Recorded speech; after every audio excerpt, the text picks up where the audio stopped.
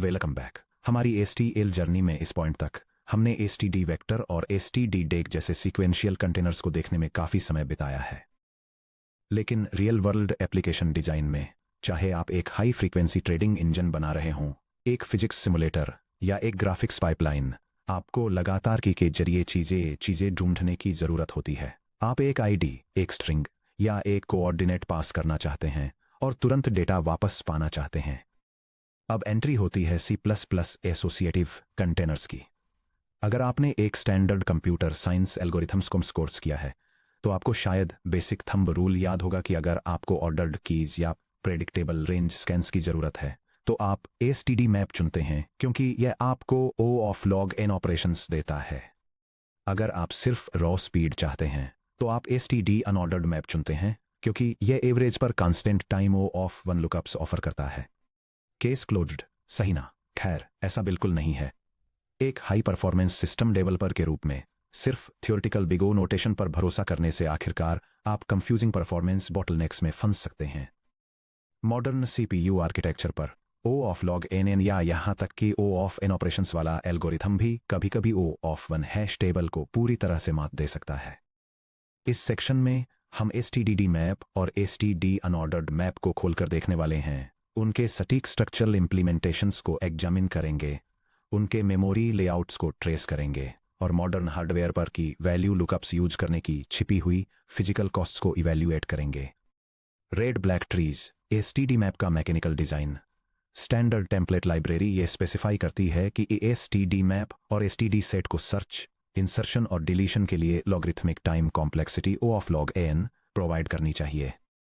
Insertion order की परवाह किए बिना इस एफिशिएंसी को गारंटी देने के लिए स्टैंडर्ड लाइब्रेरी इंप्लीमेंटेशंस जैसे GCC का lib stdc++ या LLVM का lib C++ एक self balancing binary search tree का यूज करते हैं, जिसे रेड ब्लैक ट्री के रूप में जाना जाता है।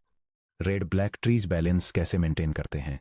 एक standard binary search tree BST तब अच्छे से काम करता है जब कीज को रैंडम ऑर्डर में इंसर्ट किया जाता है। लेकिन अगर आप स्ट्रिक्टली सॉर्टेड कीज जैसे कि 1 2 3 4 5 इंसर्ट करते हैं, तो एक basic BST O of n search time वाले लिंक्ड लिस्ट में डिग्रेड हो जाता है। एक रेड ब्लैक ट्री हर नोड में स्टोर किए गए डेटा के एक एक्स्ट्रा बिट यानी उसके कलर रेड या ब्लैक का यूज करके 5 कोर इन्वेरिएंट्स को एनफोर्स करके इसे सॉल्व करता है। हर नोड या तो रेड होता है या ब्लैक। रूट नोड हमेशा ब्लैक होता है। सभी लीफ नोड्स जिन्हें नल पॉइंटर्स के रूप में रिप्रेजेंट किया जाता है वे ब्लैक होते हैं। अगर कोई नोड रेड है तो उसके दोनों चिल्ड्रन ब्लैक होने चाहिए। किसी भी पाथ पर दो रेड नोड्स एडजेसेंट नहीं हो सकते। किसी दिए गए नोड से उसके किसी भी डिसेंडेंट लीफ नोड्स तक के हर पाथ में बिल्कुल सेम नंबर के ब्लैक नोड्स होते हैं। यह डायग्राम एक balanced red black binary search tree के स्ट्रक्चर को इलस्ट्रेट करता है, जिसमें सर्च एफिशिएंसी को मेंटेन करने के लिए ब्लैक और रेड नोड्स के बीच हायरार्किकल रिलेशनशिप को दिखाया गया है। जब आप किसी एलिमेंट को इंसर्ट या डिलीट करते हैं, तो इन रूल्स का वायलेशन हो सकता है। ट्री दो ऑपरेशंस यानी रिकलरिंग और ट्री रोटेशंस लेफ्ट और राइट रोटेशंस का यूज करके खुद को तुरंत फिक्स कर लेता है। चूंकि ट्री की height strictly 2 times log base 2 of n+1 पर कैप्ड होती है, इसलिए किसी की को सर्च करने में ज्यादा से ज्यादा step by step node comparisons की एक छोटी और प्रेडिक्टेबल संख्या लगती है। एक एसटीडी मैप नोड की मेमोरी एनाटॉमी, इन सभी पेरेंट चाइल्ड रिलेशनशिप्स और कलर प्रॉपर्टीज को मेंटेन करने के लिए एसटीडी मैप के अंदर स्टोर किए गए हर एक एलिमेंट को काफी ज्यादा स्ट्रक्चरल मेटाडेटा की जरूरत होती है। i64 बिट आर्किटेक्चर पर के और वी के एसटीडी मैप के लिए एक टिपिकल इंटरनल नोड लेआउट को देखते हैं। यह स्निपेट एक स्टैंडर्ड लाइब्रेरी मैप कंटेनर के अंदर एक नोड के कंसेप्चुअल मेमोरी लेआउट को इलस्ट्रेट करता है। यह रेड ब्लैक ट्री नेविगेशन के लिए जरूरी स्ट्रक्चरल ओवरहेड को डेमोन्स्ट्रेट करता है, जिसमें पेरेंट और child pointers, colour tracking metadata और स्टोर किए गए की वैल्यू पेयर के साथ अलाइनमेंट पैडिंग शामिल हैं। आइए यहां मेटाडेटा ओवरहेड कैलकुलेट करते हैं। 3 pointers times 8 bytes equal to 24 bytes. 1 color enum plus compiler alignment padding equal to 8 bytes. Total node control overhead equal to 32 bytes per element. अगर आपका container U int 32TU int 32T के STD मैसा की value pair store करता है, जहां की और value मिलकर सिर्फ 8 बाइट्स लेते हैं, तो आपकी मेमोरी फुटप्रिंट का 75% हिस्सा प्योरली ट्री मेंटेनेंस पॉइंटर्स और अलाइनमेंट पैडिंग द्वारा कंज्यूम किया जाता है। रेड ब्लैक ट्री को सर्च करना पॉइंटर चेस, जब आप mymap.find टारगेट की को कॉल करते हैं तो सीपीयू एक लूप एग्जीक्यूट करता है जो टारगेट की को करंट नोड की से कंपेयर करता है। अगर टारगेट की छोटी है तो ये लेफ्ट पॉइंटर को फॉलो करता है, अगर बड़ी है तो ये राइट पॉइंटर को फॉलो करता है। ये स्निपेट डेमोन्स्ट्रेट करता है कि एक बाइनरी सर्च ट्री के अंदर एक स्पेसिफिक की को कैसे सर्च करना है। एल्गोरिदम ट्री के टॉप से स्टार्ट होता है और टारगेट वैल्यू को करंट नोड के साथ बार बार कंपेयर करता है। टारगेट छोटा है या बड़ा, इस पर डिपेंड करते हुए ये लेफ्ट या राइट ब्रांच में नीचे की तरफ मूव करता है और मैच मिलने पर नोड की पोजीशन रिटर्न कर देता है। इस ट्रेवर्सल को पॉइंटर चेसिंग के रूप में जाना जाता है। ट्री में हर एक स्टेप नीचे जाने पर सीपीयू करंट नोड के लेफ्ट या राइट पॉइंटर को रीड करता है ताकि यह पता लगाया जा सके कि सिस्टम मेमोरी में आगे कहां देखना है। Section break. Hash tables standard unordered map का मैकेनिकल डिजाइन। बाइनरी ट्रीज के big O of log n comparison loop से बचने के लिए C++11 ने स्टैंडर्ड अनऑर्डर्ड मैप और स्टैंडर्ड अनऑर्डर्ड सेट को इंट्रोड्यूस किया। ये theoretical big O of one average case operations को अचीव करने के लिए डायनेमिक हैश टेबल्स पर रिलाई करते हैं। आइटम्स को सॉर्टेड ऑर्डर में रखने के बजाय एक अनऑर्डर्ड मैप हैश फंक्शन का यूज करके एक की को इंटीजर एरे इंडेक्स में ट्रांसफॉर्म करता है और फिर सीधे उस मेमोरी लोकेशन पर जंप करता है। यह डायग्राम एक हैश मैप में यूजर की को एक स्पेसिफिक स्टोरेज लोकेशन पर मैप करने के प्रोसेस को दिखाता है। की को एक हैश फंक्शन द्वारा प्रोसेस किया जाता है ताकि एक हैश कोड जनरेट किया जा सके जिसे बाद में मॉड्यूलो ऑपरेशन का यूज करके बकेट इंडेक्स में कन्वर्ट किया जाता है। Hash mechanics. Hash function computation map standard hash of की को कॉल करता है जो की को स्टैंडर्ड साइज टी टाइप के इंटीजर में कन्वर्ट करता है। एक अच्छा हैश फंक्शन कीज को पूरे इंटीजर रेंज में यूनिफॉर्मली स्प्रेड करता है। Bucket mapping raw hash code को एक फास्ट अरिथमेटिक ऑपरेशन का यूज करके बकेट्स के इंटरनल एरे में मैप किया जाता है जो आमतौर पर एक मॉड्यूलो कंप्यूटेशन होता है। Bucket index equal to hash code modulo bucket count. Collision resolution separate chaining. क्या होता है जब दो बिल्कुल अलग कीज ऐसे हैश वैल्यूज प्रोड्यूस करती हैं जो बिल्कुल सेम बकेट इंडेक्स पर मैप होती हैं, इसे हैश कोलिशन कहा जाता है। C++ स्टैंडर्ड कंटेनर सिमेंटिक्स पर स्पेसिफिक रिक्वायरमेंट्स रखता है जैसे कि नोड रेफरेंस स्टेबिलिटी और इटरेटर इनवैलिडेशन रूल्स। इन रूल्स की वजह से स्टैंडर्ड अनऑर्डर्ड मैप के स्टैंडर्ड लाइब्रेरी इंप्लीमेंटेशन सेपरेट चेनिंग का यूज करके कोलिशंस को रिजॉल्व करते हैं। एक सेपरेट चेनिंग हैश टेबल में बकेट एरे का हर स्लॉट एक सिंगली या डबली लिंक्ड लिस्ट ऑफ एलिमेंट्स को पॉइंट करता है जो उसी सेम बकेट में लैंड हुए हैं। यह डायग्राम कोलिजन्स को हैंडल करने के लिए चेनिंग का यूज करने वाले हैश मैप के इंटरनल स्ट्रक्चर को दिखाता है। यह बकेट्स के एक एरे को दिखाता है जहां कुछ एलिमेंट्स की वैल्यू पेयर्स वाली लिंक्ड लिस्ट्स की तरफ पॉइंट करते हैं जबकि एम्प्टी स्लॉट्स नल की तरफ पॉइंट करते हैं। जब आप कोई की लुकअप करते हैं तो मैप की को हैश करता है और बकेट इंडेक्स ढूंढता है। यह उस बकेट से जुड़े लिंक्ड लिस्ट में नीचे जाता है।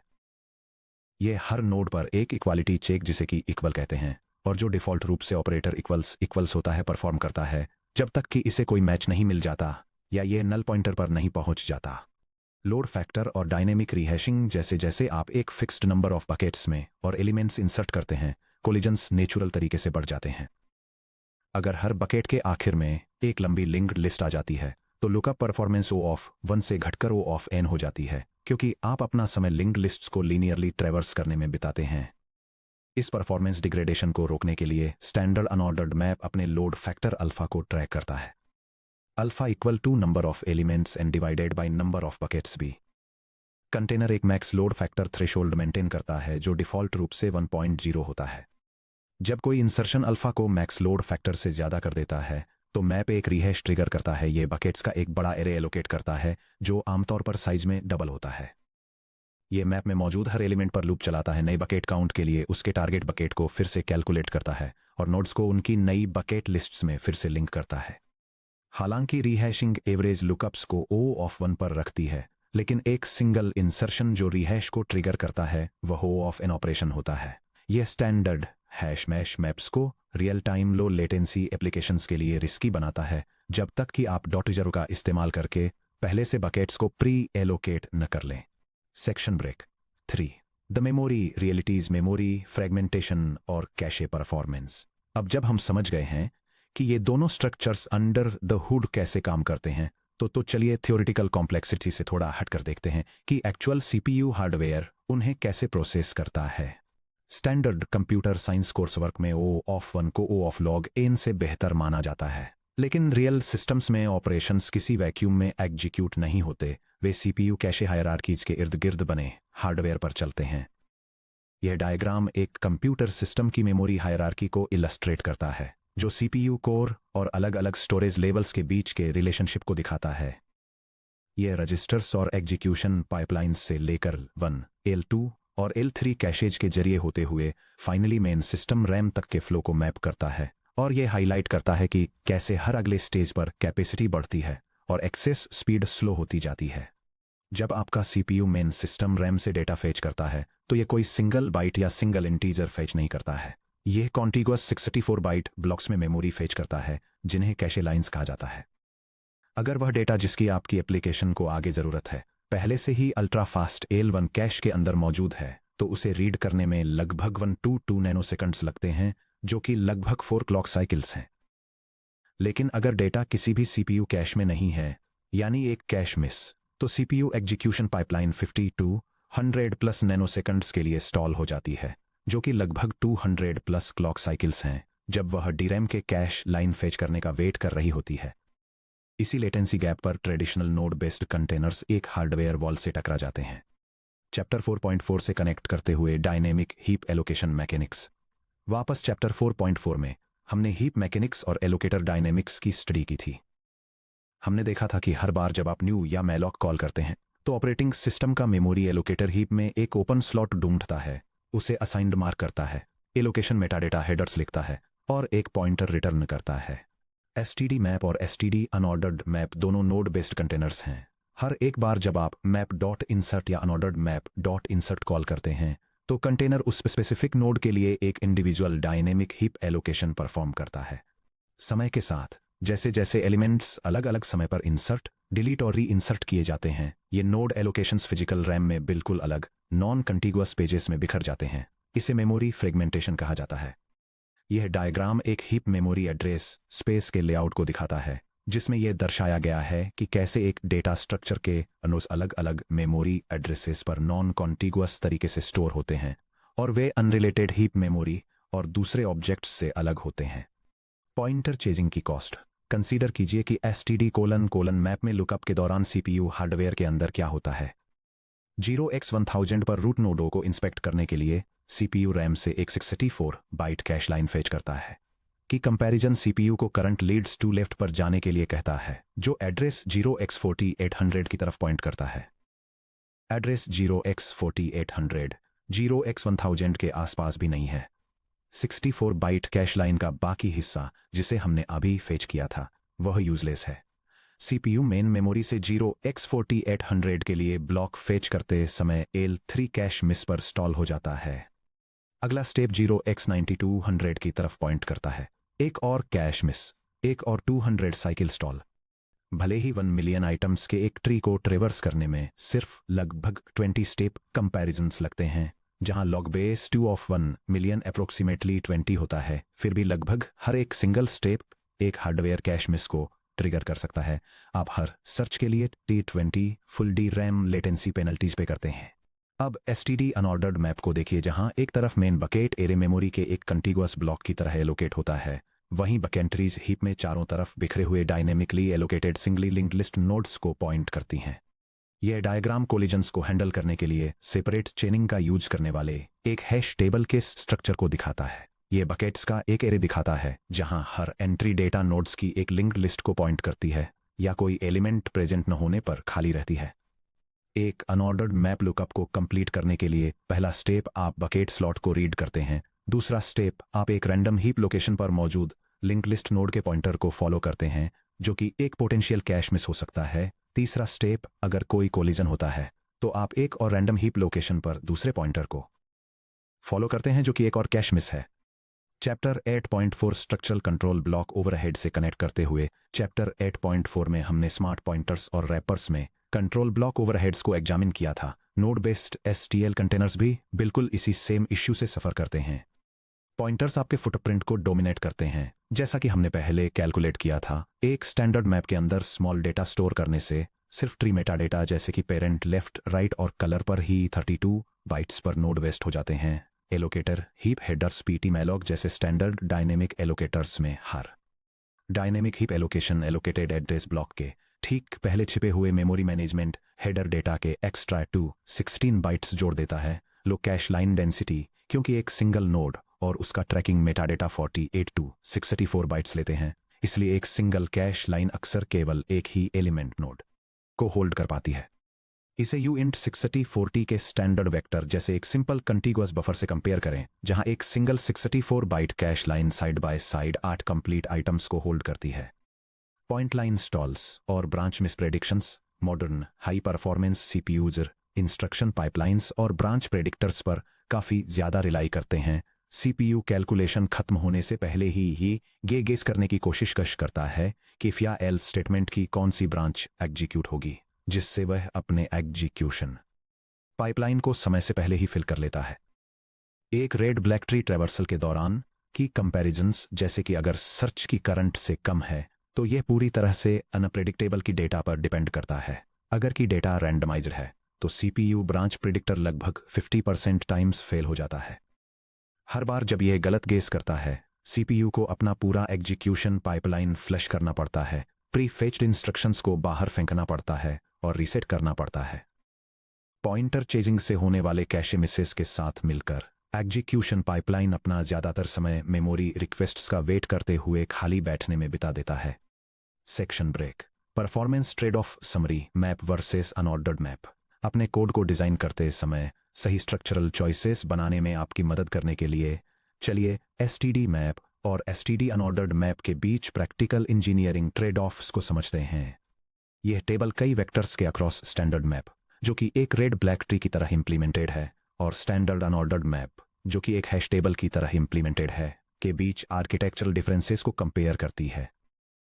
एल्गोरिथमिक टाइम कॉम्प्लेक्सिटी के लिए स्टैंडर्ड मैप की वर्स्ट केस और एवरेज केस कॉम्प्लेक्सिटी कंसिस्टेंट रूप से big O of log n होती है। Standard unordered map big O of 1 की faster average case complexity offer करता है, हालांकि हैश कोलिजन्स के कारण इसका वर्स्ट केस डिग्रेड होकर बिग O ऑफ n हो सकता है। एलिमेंट ऑर्डरिंग के मामले में स्टैंडर्ड मैप स्टैंडर्ड लेस या लेस देन ऑपरेटर का यूज करके कीज को एक स्ट्रिक्ट सॉर्टेड ऑर्डर में रखता है और लोअर बाउंड और अपर बाउंड जैसी रेंज क्वेरीज को सपोर्ट करता है।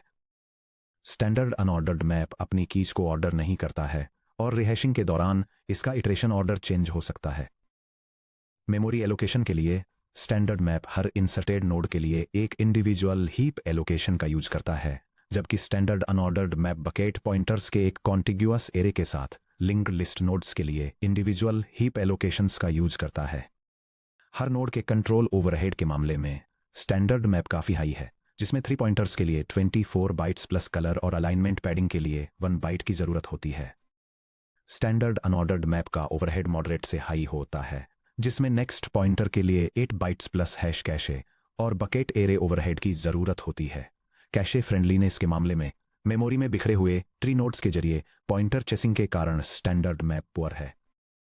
Standard unordered map poor to moderate है, जो बकेट एरे को डायरेक्ट एक्सेस तो ऑफर करता है, लेकिन फिर भी लिंक्ड लिस्ट चेन्स के साथ पॉइंटर चेसिंग की ज़रूरत पड़ती है। Finally, performance predictability standard map के लिए हाई होती है, जिसमें स्ट्रिक्ट अपर बाउंड्स और एक कंसिस्टेंट लेटेंसी प्रोफाइल मिलती है। स्टैंडर्ड अनऑर्डर्ड मैप की प्रेडिक्टेबिलिटी वेरिएबल होती है, जिसमें रिहैश इवेंट्स के दौरान पोटेंशियल इंसर्शन स्पाइक्स आ सकते हैं, और अगर हैशिंग पुअर हो तो वर्स्ट केस लुकअप डिग्रेडेशन का रिस्क रहता है। की trade off takeaways, STD map तब चुनें जब आपको ऑर्डर्ड ट्रैवर्सल या रेंज स्कैन की ज़रूरत हो। फॉर एग्जाम्पल, यह पूछना कि 100 और 500 के बीच की सभी कीज का पता लगाएं। एसटीडी मैप लोअर बाउंड और आगे इटरेट करने का यूज करके एफिशिएंट होता है। ये ऑपरेशन बिना हर एक एलिमेंट को स्कैन किए एक स्टैंडर्ड हैश टेबल पर इम्पॉसिबल है। आपको एब्सोल्यूट डिटर्मिनिस्टिक एग्जीक्यूशन बाउंड्स की ज़रूरत हो। सेफ्टी क्रिटिकल सिस्टम्स में इंसर्शन के दौरान अनऑर्डर्ड मैप से एक unexpected O of n dynamic rehash stall unacceptable है। आपके की टाइप के पास एक रिलायबल हैश फंक्शन नहीं है। कॉम्प्लेक्स कस्टम ऑब्जेक्ट टाइप्स के लिए एक valid STD hash specialization implement करना डिफिकल्ट हो सकता है, जबकि एक simple operator less than comparison provide करना अक्सर स्ट्रेट फॉरवर्ड होता है। आप स्टैंडर्ड अनऑर्डर्ड मैप तब चुनें जब आप बड़े डेटा सेट्स पर फ्रीक्वेंट लुकअप्स परफॉर्म करते हैं, जब डेटा सेट साइजेस टेंस या hundreds of thousands of items तक पहुंचते हैं। तो लॉगरिथमिक कंपैरिजन स्टेप्स को बचाना इनिशियल पॉइंटर इन डायरेक्शन पेनल्टीज से ज़्यादा फायदेमंद होने लगता है कि ऑर्डर मैटर नहीं करता है। आपको सिर्फ एग्जैक्ट मैच लुकअप से मतलब है, जैसे सेशन टोकन XYZ ढूंढना। आपने बकेट काउंट को प्री एलोकेट कर सकते हैं टाइम से पहले ही। मैप रिजर्व एक्सपेक्टेड काउंट को कॉल करके आप mid execution dynamic rehash stalls से पूरी तरह बच जाते हैं। Section break bridging 2 section 10.4 modern hardware पर O of 1 versus O of N क्यों फेल हो जाता है। यहाँ विचार करने के लिए एक सवाल है, क्या हो अगर किसी कलेक्शन में एलिमेंट ढूंढने का सबसे तेज तरीका कोई O ऑफ 1 हैश मैप या O ऑफ लॉग एंट्री हो ही नहीं। क्या हो अगर स्मॉल से मीडियम कलेक्शन साइजेस के लिए एक plain unordered standard vector linear search के साथ, जिसे बेसिक टेक्स्ट बुक्स में O ऑफ एन एल्गोरिदम कहा जाता है, वह सच में एक O of 1 standard unordered map से ज़्यादा तेज चलता है। यह सिर्फ एक थियोरेटिकल एज केस नहीं है, यह हाई परफॉर्मेंस कंप्यूटिंग में एक कॉमन रियलिटी है। ऐसा क्यों है? क्योंकि O ऑफ 1 किसी ऑपरेशन के कांस्टेंट फैक्टर कॉस्ट C को छिपा देता है। Execution time equal to C times F of N। Standard unordered map के लिए उस कांस्टेंट फैक्टर में शामिल है कि डेटा पर एक कॉम्प्लेक्स क्रिप्टोग्राफिक या bit shifting hash function compute करना, हैश को बकेट इंडेक्स पर मैप करने के लिए एक मॉड्यूल और डिवीजन ऑपरेशन एग्जीक्यूट करना, जिसमें इंटीजर डिवीजन लगभग 15 से 40 CPU साइकिल्स लेता है। किसी नोड के लिए हीप पॉइंटर को फॉलो करना, जिससे 200 cycle L3 RAM cache miss होने की हाई प्रोबेबिलिटी होती है। इसकी तुलना एक कंटीगुअस STD वेक्टर में लीनियर सर्च से करें। यह रूटीन पेयर्ड एलिमेंट्स की एक सीक्वेंशियल लिस्ट में एक लीनियर सर्च परफॉर्म करता है। यह कलेक्शन में सीक्वेंशियली इटरेट करता है, हर की को एक टारगेट वैल्यू से कंपेयर करता है और मैच मिलने पर उससे एसोसिएटेड वैल्यू को रिटर्न करता है। नो पॉइंटर्स एलिमेंट्स रैम में एक दूसरे के बिल्कुल पास टाइटली पैक्ड होते हैं। हार्डवेयर प्रीफेचिंग मॉडर्न CPU में हार्डवेयर मेमोरी प्रीफेचर्स होते हैं जो लीनियर मेमोरी एक्सेस पैटर्न्स को ऑटोमेटिकली डिटेक्ट कर लेते हैं। जब आपका CPU आइटम I को चेक करता है, तो प्रीफेचर लूप के वहां पहुंचने से पहले ही आइटम I+8, I+16 और I+24 को L1 कैश में पहले से ही फैच कर रहा होता है। 0 DRAM delays memory access latency घटकर इफेक्टिवली 0 साइकिल्स हो जाती है, क्योंकि डेटा पहले से ही सीधे कैश लाइंस में प्री लोड हो जाता है। अगर आपके कंटेनर में सिर्फ 20 से 50 एलिमेंट्स हैं, तो O ऑफ N टाइम में एक कैश फ्रेंडली कॉन्टिगुअस वेक्टर को ट्रैवर्स करना उस टाइम के एक बहुत छोटे हिस्से में पूरा हो सकता है, जो एक O of 1 STD unordered map को हैश फंक्शन इवेल्युएट करने और एक single memory fragmented heap pointer को चेस करने में लगता है। सॉफ्टवेयर आर्किटेक्ट्स के तौर पर हमें थियोरेटिकल कॉम्प्लेक्सिटी कैलकुलेशंस को फिजिकल हार्डवेयर रियलिटीज के साथ बैलेंस करने की जरूरत है। हमें यह इवेल्युएट करना होगा कि हमारे डेटा स्ट्रक्चर्स मेमोरी को कैसे लेआउट करते हैं, CPU कैश लाइंस के साथ कैसे इंटरेक्ट करते हैं और पाइपलाइन एग्जीक्यूशन को कैसे अफेक्ट करते हैं। सेक्शन 10.4 में हम फ्लैट कंटेनर्स जैसे कि STD vector backed sorted maps, boost flat map और कस्टम कॉन्टिगुअस की वैल्यू एरेज को स्टडी करके इस कॉन्सेप्ट को और आगे बढ़ाएंगे। हम देखेंगे कि कैसे contiguous storage structures CPU cash hierarchies का फायदा उठाकर इंप्रेसिव रियल वर्ल्ड इटरेशन और लुकअप परफॉर्मेंस अचीव करते हैं।